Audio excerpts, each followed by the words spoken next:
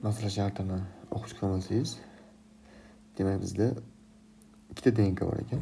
Ikkita DNKmizda demak birinchi DNK va ikkinchi DNK. Ularning uzunliklari 1 ga 2 nisbatda ekan. Shuning uchun x hamda 2x deb ifodalab oldim. Mana shu ifodam asosida undan tashqari bizda adenin bilan birinchi DNKni adenin bilan ikkinchi DNKni guaninni nisbatini beribdi. Guanin sitozinga mos kelaveradi. Demak, 1 ga 3 nisbatda ekan. Demak, bizning birinchi qiladigan ishimiz ikkinchi DNKda 100% desam, 100% 2x da nukleotid bor. Shuni ikkinchi DNKda 30% sitozin bor deganligi uchun mana 30% sitozinni topsam 0.6x sitozin bo'ladi.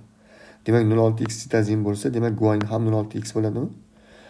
Qolgani mana bu 2 dan qolgani adenin bilan timinga teng taqsimlab beriladi. Ya'ni 0.4, 0.4, 0.8, 1.2, 2x chiqadi aynan shunda.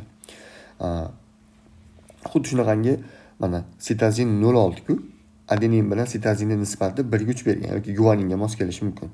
1 ga 3 bo'lsa, bizda 3 nisbati qancha sitozin bor? 0.6x da. Adenin nechta bo'lgan desak 0.2 bo'lishi mumkin ekan. Shundan kelib chiqadi adenin 0.2 bo'lsa, timin ham 0.2. Bizda 1x ku 1x mana bu. Shu 1x ligi uchun 1x bo'lganligi uchun mana 1x ni bo'lib beramiz. 0.4, qolganlari 0.3, 0.3 bo'ladi. Ya'ni shunda hammasini qo'shib chiqsak x, ya'ni 1 kelib chiqadi aynan. Keyingi qiladigan ishimiz masala shartida bizda nimani so'ragan? DNKdagi jami vodor bog'lar so'ragan. Jami DNKdagi vodor bog'lar topish uchun demak adenin timinlarning soni 0.4 ta, guanin sitozinlar 0.6 ta. Ikkitasi adenin timindan ikkita vodor bog' chiqadi. 0.4 tasidan qancha hosil bo'ladi? 0.4 ta vodor bog'. Guanin sitozinlar 0.6 ta. Ikkitasidan 3 ta vodor bog' hosil bo'lsa, 0.6 tasidan qancha hosil bo'ladi? 0.9 ta. Jami 1.3. Xuddi shunaqa ikkinchi DNKni ham xuddi shunaqa topib olamiz. 0.8 da 1.8, 2.6. Masalan shartida birinchi DNK bilan ikkinchi DNKdagi farq 260 ta degan. Bizda 1.3 chiqyapti. 260 farq qo'yadigan bo'lsam, demak, masalada demak nukleotid sonini topishimiz mumkin. Mana bu 2.6, 1.3 bular jami vodor bog'lar keltirib chiqaradi. Demak, bizda 3.9 jami vodor bog' bor ekan. Farqi esa 1.3 ekan. Bizda farq 260.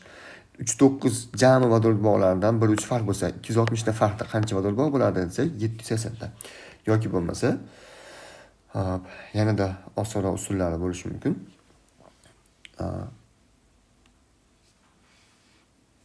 Masala shartini mana ko'rib, undan chiqishingiz mumkin.